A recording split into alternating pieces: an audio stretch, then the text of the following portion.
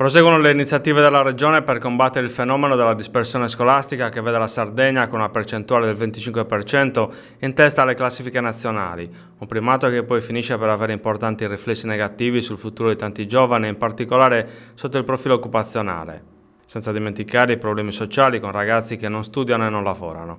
Nei giorni scorsi l'assessorato alla pubblica istruzione della Regione ha pubblicato l'avviso Tutti a scuola, scuole aperte, dedicato ai laboratori didattici.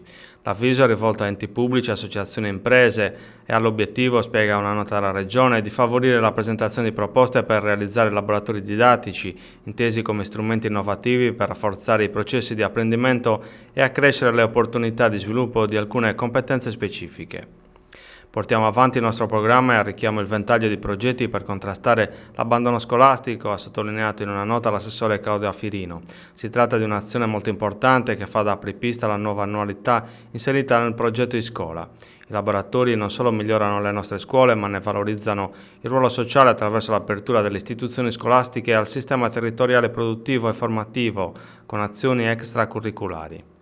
Rispetto all'anno scorso, continua l'assessore alla pubblica istruzione, durante il quale abbiamo dato spazio a programmi dedicati all'innovazione tecnologica, quest'anno prevediamo interventi aggiuntivi in ambiti tematici che riteniamo altrettanto fondamentali, quali la cultura, l'educazione civica, l'identità territoriale. Si tratta di un'azione sulla quale crediamo molto e per questo motivo chiediamo la collaborazione dei privati, delle associazioni e di tutti quei soggetti che possono fornire un contributo prezioso alla realizzazione dei laboratori.